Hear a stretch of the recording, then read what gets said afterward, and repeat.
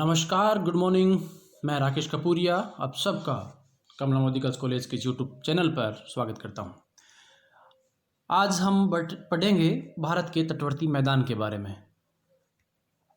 अब तक हमने भारत के भूगोल में क्या क्या पढ़ लिया है। भारत का उत्तर का पर्वतीय प्रदेश पढ़ लिया, ये वाला जो पूरा क्षेत्र है ये हमने पढ़ लिया है। इसके बाद हमने मध्यवर्ती मैदानी क्षेत्र को पढ़ा था। प्रायद्वीपीय पठारी क्षेत्र को हमने पढ़ लिया। अब बारी है तटवर्ती मैदान की। भारत का जो महत्वपूर्ण भौतिक प्रदेश हैं उन भौतिक प्रदेशों में तटवर्ती मैदान एक बहुत ही प्रमुख और महत्वपूर्ण भौतिक प्रदेश है, जिसके बारे में डिटेल डिस्कशन हम इस लेक्चर में करेंगे। तो आइए हम शुरू करते हैं तटवर्ती मैदान को।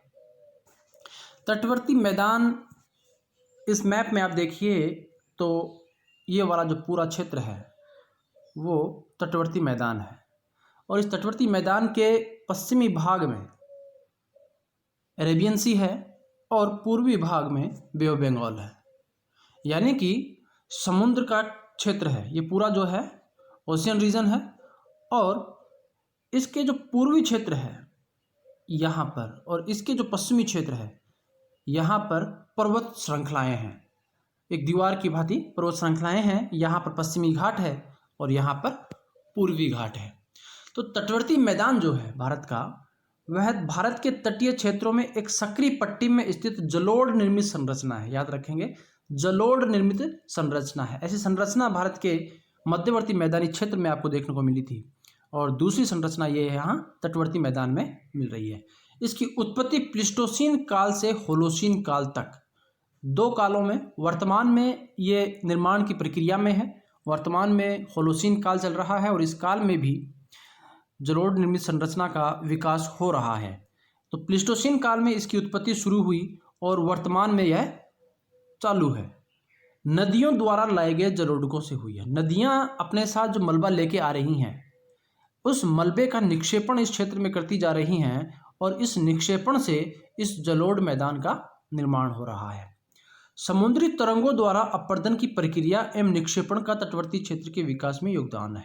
दूसरा है कि समुद्री जो तरंगे हैं वो भी अपने साथ, अपने बहाव के साथ कुछ मलबा लेकर के आती हैं और उसको इस तटवर्ती क्षेत्र में जमा करती जाती हैं, जिससे भी इस तटवर्ती मैदान का विकास हो रहा है। तो कुल मिलाकर के तटवर्ती मैदान का जो निर्माण हो रहा है वो दो कारकों का महत्वपूर्ण योगदान है। पहला, नदियाँ जो अपने साथ जलोढ़ लेके आ रही हैं उन जलोढ़ों का निक्षेपण कर रहे हैं इस क्षेत्र में, और दूसरा, समुद्री तरंगें भी अपने साथ बहाव के साथ कुछ मलबा लेकर के आ रही हैं और उसका भी निक्षेपण कर रही हैं, तो जिससे इस तटवर्ती मैदानी क्षेत्र का निर्माण हो रहा है। तो निर्माण की प्रक्रिया आपने समझ ली। प्लीस्टोसीन काल में इसका निर्माण हुआ था। कैसे हुआ था? नदियाँ और समुद्री तरंगें अपने साथ मलबा लेकर के आती हैं और इस क्षेत्र में जमा करती जाती हैं, जिससे इस क्षेत्र का विकास हो रहा है, निर्माण हो रहा है। भारत का जो तटवर्ती मैदान है उसको मुख्य रूप से दो भागों में विभाजित किया जा सकता है। एक पश्चिमी तटवर्ती मैदान और दूसरा पूर्वी तटवर्ती मैदान।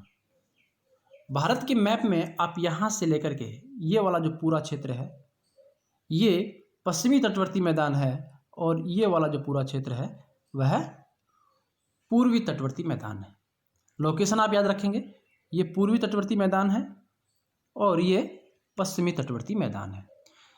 इसकी स्थिति की हम बात करें तो पश्चिमी तटवर्ती मैदान की जो स्थिति है वो यहाँ पर एक पर्वत चोटी है, पश्चिमी घाट, और इसके यहाँ भी एक चोटी है, पूर्वी घाट, जो कि टुकड़ों में बटी हुई है। क्लियर है?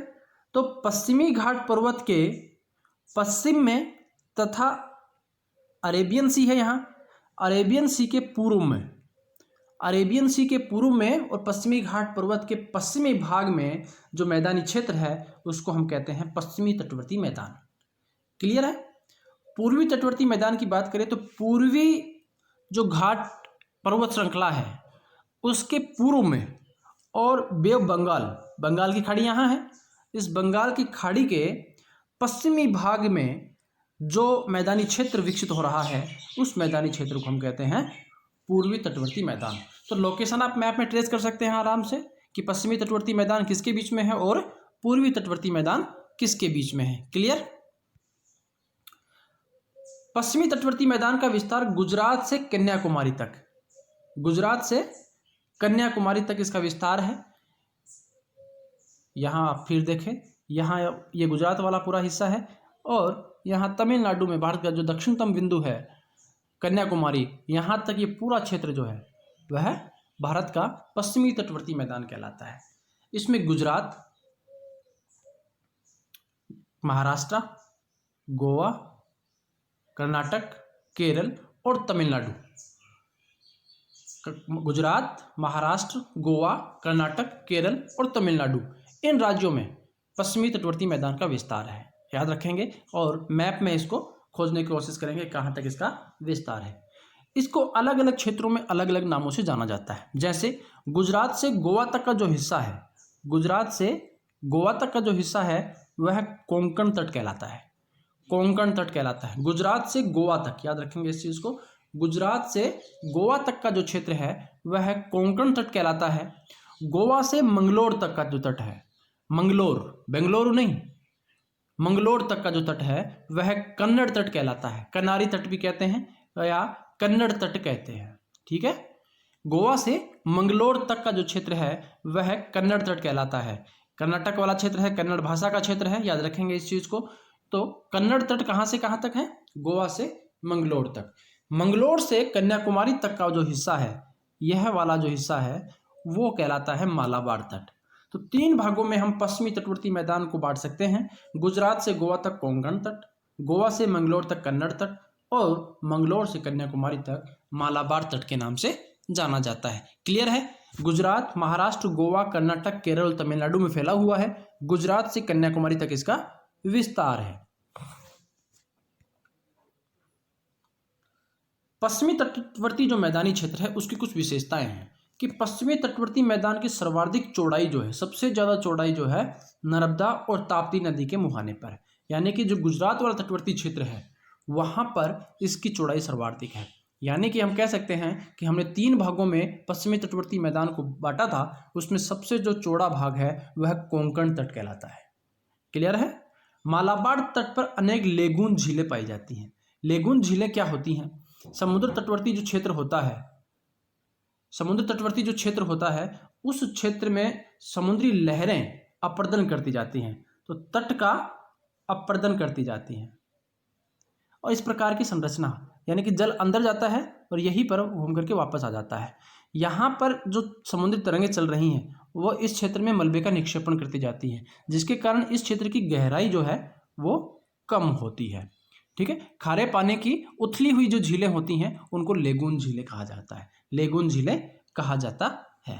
उदाहरण के लिए केरल में वेम्बनाड झील, सबसे बड़ी लेगून झील जो है वह केरल में वेम्बनाड झील है। इसके अलावा अष्टामुदी झील, अष्टामुदी झील, वेम्बनाड झील और अष्टामुदी झील, ये 2 महत्वपूर्ण केरल में लेगून झीलें हैं। केरल में स्थानीय भाषा में इन लेगून झीलों को केरल में स्थानीय भाषा में कयाल कहा जाता है। याद रखेंगे, कयाल किसे कहते हैं? लेगून झीलों का ही केरल में स्थानीय भाषा में नाम है कयाल। कोच्चि का जो बंदरगाह है, केरल में कोच्चि है और यहाँ पर जो बंदरगाह है वह एक लेगून झील पर या कयाल पर ही स्थित है। कोच्चि का बंदरगाह की लोकेशन आप ट्रेस करेंगे मैप में कि यहाँ कहाँ पर है, कौन से जिले में, कौन से डिस्ट्रिक्ट और कौन से स्टेट में ये पड़ता है। क्लियर है? तो लेगून झील पर स्थित कोई बंदरगाह कौन सा है? कोच्चि बंदरगाह है, कोच्चि बंदरगाह है केरल में। क्लियर है? पश्चिमी तटवर्ती क्षेत्र की एक बहुत महत्वपूर्ण विशेषता है कि इस मैदानी क्षेत्र से जो नदियां बहती हैं वो नदियां एस्चुरी का निर्माण करती हैं। एस्चुरी क्या होती है? पहले तो ये हमें समझना है कि एस्चुरी होती क्या है। एस्चुरी होती है कि जब नदी अपने उद्गम क्षेत्र से निकल करके अपने मुहाने तक पहुंचती है और समुद्र में गिरती है, तो यहाँ उद्गम से लेकर के और यहाँ मुहाने तक अनेक प्रकार की स्थलाकृतियाँ बनाती हैं, चाहे वो अपर्दन से बनाए वो निक्षेपण से बनाए। ठीक है, तो यहाँ पर चूँकि ढाल की मात्रा कम होती है तो अधिकांश नदियाँ यहाँ पर डेल्टा का निर्माण करती हैं, क्योंकि जो भी मलबा लेके आती है उसका निक्षेपण करती जाती हैं। लेकिन कुछ नदियाँ ऐसे क्षेत्र से बहती हैं, धरातलीय क्षेत्र जिनका कठोर होता है, ऐसे क्षेत्र से बहती हैं तो वहाँ मलबे की मात्रा कम होती है। दूसरा, जब नदी और मुहाने के बीच, नदी के उद्गम और मुहाने के बीच गैप बहुत कम हो तो ऐसे में नदी को अपर्दन करने के लिए समय बहुत कम मिल पाता है, तो बहुत कम अपर्दन हो पाता है। ठीक है, तो ऐसे में नदी के पास अपर्दन के लिए मलबा नहीं है। और दूसरा, धरातल कठोर है तो चट्टानें बहुत कठोर होने के कारण अपर्दन नहीं हो पाता है। तो ऐसे में नदियाँ अपना जल जो है वह सीधा समुद्र में डाल देती हैं। नदियाँ सीधा अपना जल समुद्र में डाल देती हैं। इस प्रकार की स्थिति को एस्चुरीज कहा जाता है। तो पश्चिमी तटवर्ती क्षेत्र में जो नदियाँ बहती हैं वो नदियाँ एस्चुरीज का निर्माण करती हैं। क्यों करती हैं? क्योंकि नदियाँ एक तो छोटी होती हैं, छोटी यानी कि लेंथ कम होती है। यहाँ पर पश्चिमी घाट है और ये वाला जो क्षेत्र है ये मैदान है और फिर यहाँ पर समुद्र आ गया। तो अपने नदी का उद्गम यहाँ है और यहाँ से लेकर के मुहाने तक नदी के पास बहुत कम समय मिलता है कि वो अपर्दन कर पाए। तो ऐसे में नदी का आकार छोटा है, अपर्दन नहीं हो पाता बहुत अधिक। दूसरा, ढाल बहुत तीव्र है तो जल जो है वो अपने उद्गम क्षेत्र से मुहाने तक बहुत तेजी से आएगा। तो ऐसे में कुछ मलबा यदि मैदानी क्षेत्र में जमा भी होगा तो उसको भी वो सीधे समुद्र में डाल देगा। तो ऐसे स्थिति के कारण पश्चिमी तटवर्ती क्षेत्र में बहने वाली नदियाँ एस्चुरी का निर्माण करती हैं। एक तो छोटी होती हैं, और छोटी क्यों होती हैं? क्योंकि उद्गम और मुहाने के बीच का गैप बहुत कम है। और दूसरा, तीव्र ढाल से बहती हैं तो जो छोटा मोटा अपर्दन लेकर भी आती हैं उसको भी वो डायरेक्ट समुद्र में डाल देती हैं, जिसके कारण पश्चिमी तटवर्ती क्षेत्र की नदियाँ एस्चुरी का निर्माण करती हैं। यहाँ पर एक सवाल आपसे पूछा जा सकता है कि पश्चिमी तटवर्ती मैदान में बहने वाली नदियाँ एस्चुरी का निर्माण करती हैं जबकि पूर्वी तटवर्ती मैदान में बहने वाली नदियाँ डेल्टा का निर्माण करती है, ऐसा क्यों? इसका जवाब आप दे देंगे कि पश्चिमी तटवर्ती क्षेत्र में बहने वाली नदियाँ एस्चुरी का निर्माण क्यों करती हैं। आगे हम देखेंगे कि पूर्वी तटवर्ती क्षेत्र से बहने वाली नदियाँ डेल्टा का निर्माण क्यों करती हैं। भारत में कुछ नदियाँ हैं, बहुत महत्वपूर्ण नदियाँ हैं जो एस्चुरीज का निर्माण करती हैं, एस्चुरी का निर्माण करती हैं। इनका नाम आपको याद रखना है। ऑब्जेक्टिव टाइप के क्वेश्चंस में इस प्रकार के क्वेश्चंस पुटअप हो सकते हैं। गुजरात में नर्मदा और ताप्ती नदी बहुत फेमस है। दोनों ही नदियाँ रिफ्ट वैली से बहती हैं, मध्य प्रदेश से। ठीक है, तो यहाँ पर गुजरात में नर्मदा और ताप्ती जो नदियाँ हैं, क्योंकि नदियों का मुहाना जो है गुजरात में है नर्मदा और ताप्ती का, तो इसलिए हम कह रहे हैं कि गुजरात में नर्मदा और ताप्ती जो नदियाँ हैं वो एस्चुरी का निर्माण करती हैं। दूसरा, गोवा में मांडवी व जुआरी जो नदियाँ हैं वो एस्चुरी का निर्माण करती हैं। कर्नाटक में शरावती नदी अपने सबसे ऊंचे जलप्रपात के लिए फेमस है। भारत का सबसे ऊंचा जलप्रपात जो है वह शरावती नदी पर ही है, जिसका नाम है महात्मा गांधी जलप्रपात अथवा जोग जलप्रपात। क्लियर? इसके अलावा केरल में पेरियार और भरतपुजा ये वो नदियां हैं जो पश्चिमी तटवर्ती क्षेत्र में एस्चुरी का निर्माण करती हैं। ये भारत की वो नदियां हैं जो एस्चुरी का निर्माण करती हैं। तो सवाल आपसे नदियों के क्रम में कुछ भी पूछा जा सकता है कि निम्न में से कौन सी नदी एस्चुरी का निर्माण करती है। इनमें से कोई नदी दे दी गई आपको, जैसे पेरियार दे दी, शरावती दे दी या भरतपुजा दे दी, और बाकी अन्य जो डेल्टा निर्माण करने वाली नदियों का नाम दे दिया, तो आपको सही आंसर करना है। क्लियर है? याद रखेंगे, गुजरात में नर्मदा और ताप्ती, गोवा में मांडवी और जुआरी, कर्नाटक में शरावती और केरल में पेरियार और भरतपुजा। ये नदियां हैं जो भारत में या पश्चिमी जो तटवर्ती क्षेत्र है वहां पर एस्चुरी का निर्माण कर रही हैं। अब बात करते हैं पूर्वी तटीय मैदान की। पूर्वी तटीय मैदान की जो विस्तार है वो हुगली नदी, आप याद करें हुगली नदी पश्चिमी बंगाल में बह रही है, जूट के लिए फेमस है और गंगा नदी की डिस्ट्रीब्यूटरी है, वितरिका है। गंगा नदी की वितरिका है, डिस्ट्रीब्यूटरी है। जब गंगा नदी का एक शाखा बांग्लादेश में प्रवेश करती है और दूसरी शाखा बंगाल के दक्षिणी क्षेत्र तक आती है। ठीक है, तो हुगली नदी के मुहाने से लेकर के कन्याकुमारी तक पूर्वी तटीय मैदान का विस्तार पाया जाता है।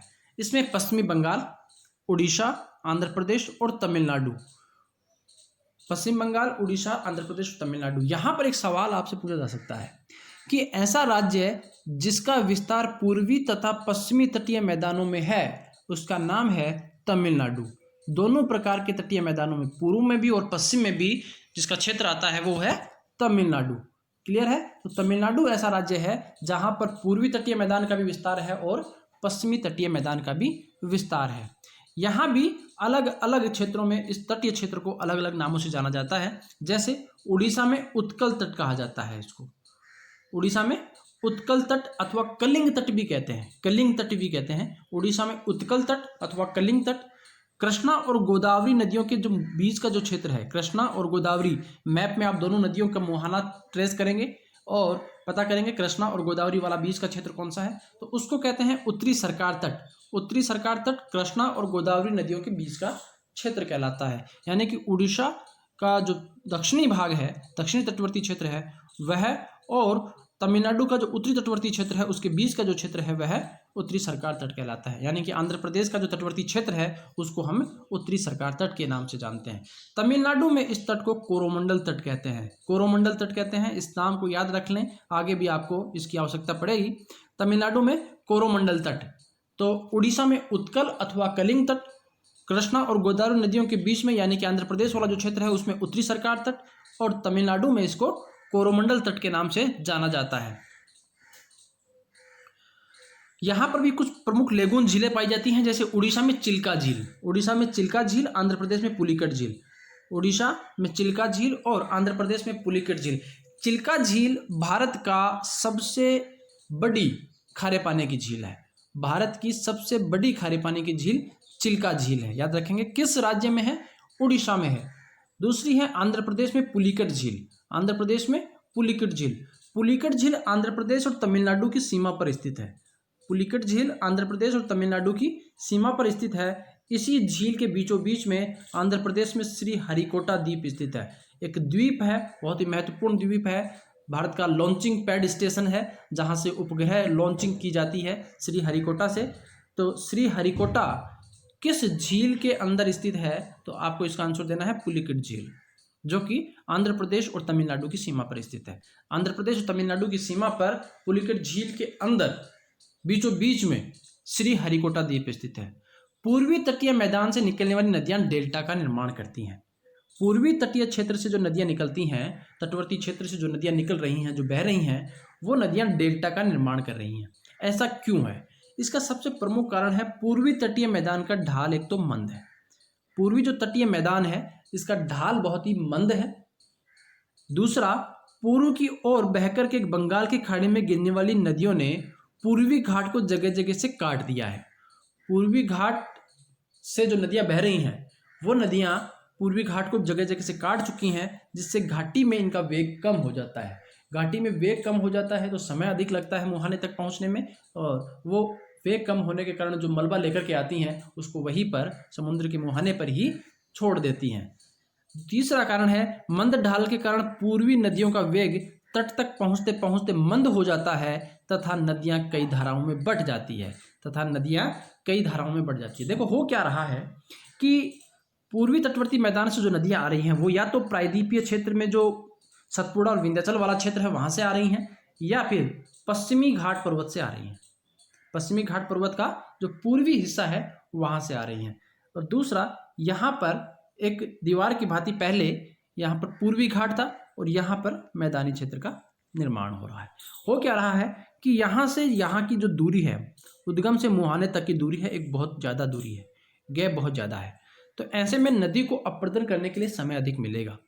दूसरा, जो इस क्षेत्र में ढाल है वो बहुत मंद है, और खास करके यहाँ तक आते आते तो क्योंकि नदी यहाँ से यहाँ आ रही है, यहाँ पर्वत से टकरा रही है, इसको काट रही है, तो यहाँ पर घाटियाँ बना रही होंगी, घाटियाँ बना रही हैं तो उसकी ऊर्जा यहाँ पर लग रही है।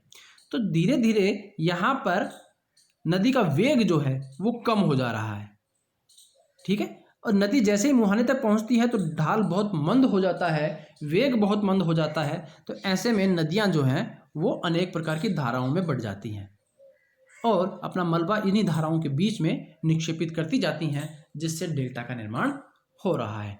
यही कारण है कि पूर्वी तटीय मैदान से निकलने वाली नदियां डेल्टा का निर्माण कर रही हैं। तो अब आप उस सवाल का जवाब देने में काबिलियत हासिल कर चुके हैं कि पूर्वी तटीय मैदान की नदियां डेल्टा का निर्माण करती हैं, जबकि पश्चिमी तटवर्ती मैदान की नदियां या पश्चिमी घाट की नदियां या पश्चिमी घाट के पश्चिमी क्षेत्र से बहने वाली नदियां एस्चुरीज का निर्माण कर रही हैं।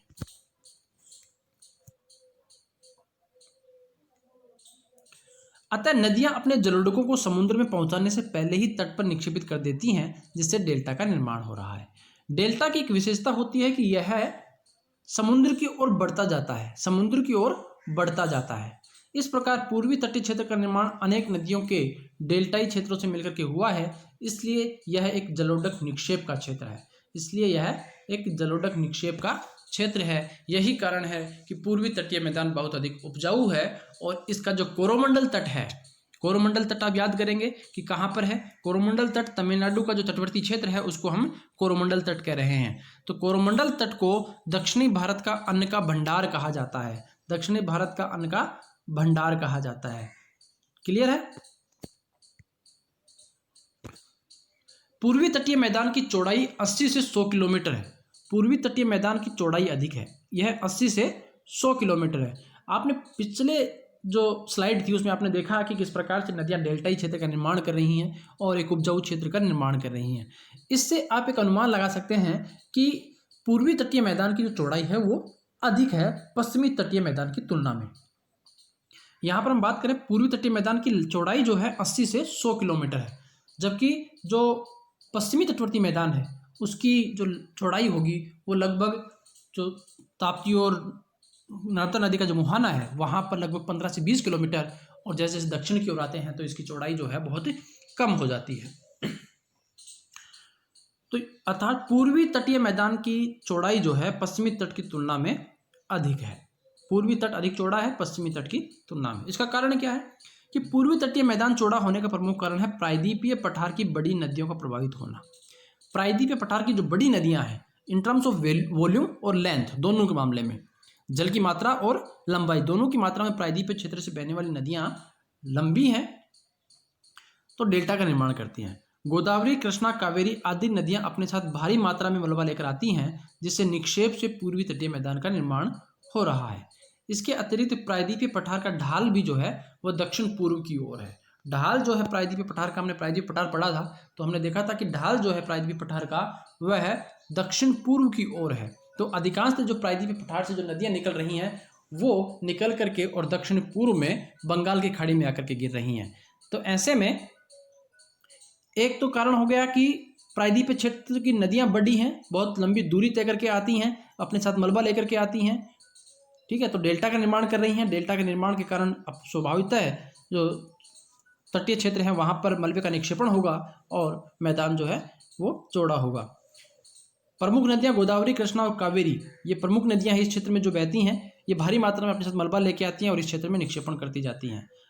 साथ ही साथ प्रायद्वीपीय जो पठारी क्षेत्र है इसका ढाल भी दक्षिण पूर्व की ओर है, तो अधिकांश जो नदियाँ प्रायद्वीपीय क्षेत्र से निकलती हैं और दक्षिण में आती हैं वो इसी मैदानी क्षेत्र से होकर के गुजरती हैं, तो जो मलबा लेकर के आती हैं उसका निक्षेपण इस क्षेत्र में करती जाती हैं। तटवर्ती मैदान का महत्व क्या है? एग्जाम के पॉइंट ऑफ व्यू से आप देखें कि आपको एक बड़ा क्वेश्चन जो पूछा जा सकता है वो यहाँ से क्या पूछा जा सकता है, तटवर्ती मैदान का महत्व क्या है।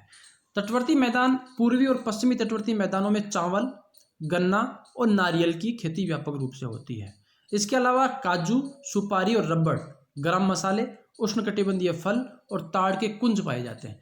यहाँ पर जो प्रमुख रूप से खेती हो रही है वो चावल, गन्ना, नारियल, इसके अलावा काजू, सुपारी, रबर, गरम मसाले, उष्णकटिबंधीय फल, ताड़ के कुंज, ये प्रमुख कृषि की व्यापारिक फसलें हैं जिनका उत्पादन इस क्षेत्र में हो रहा है, जिनका हम विदेशों में निर्यात करते हैं और विदेशी पूंजी हमें प्राप्त होती है। तो बहुत महत्वपूर्ण व्यापारिक फसलों का उत्पादन इस तटवर्ती क्षेत्र में हो रहा है, जिससे भारतीय अर्थव्यवस्था को बहुत फायदा हो रहा है। तट से घाट के ढाल की ओर कहवा, चाय और गरम मसालों की खेती होती है। कहवा, चाय, कर्नाटक और केरल वाला जो हिस्सा है वहाँ पर कहवा, चाय और गरम मसालों की खेती बहुतायत में होती है। ये भी एक प्रकार की व्यापारिक फसलें होती हैं जिनका निर्यात हम विदेशों में करते हैं और इनकी डिमांड जो है वो बहुत अधिक होती है। इन्हीं तटों पर भारत के 13 प्रमुख बंदरगाह हैं। 13 प्रमुख बंदरगाह, भारत के जो महत्वपूर्ण बंदरगाह हैं 13, इन्हीं दोनों तटों पर स्थित हैं, जो कि भारत के निर्यात और आयात दोनों के लिए एक बहुत महत्वपूर्ण प्लेटफॉर्म उपलब्ध करवाते हैं। आप मैप में इन प्रमुख 13 बंदरगाहों का पता करेंगे कि कौन कौन से बंदरगाह हैं, कहाँ कहाँ पर स्थित हैं, इनको ट्रेस करेंगे, एक मैप बनाएंगे। आज के असाइनमेंट के लिए एक बहुत इंपॉर्टेंट टॉपिक है।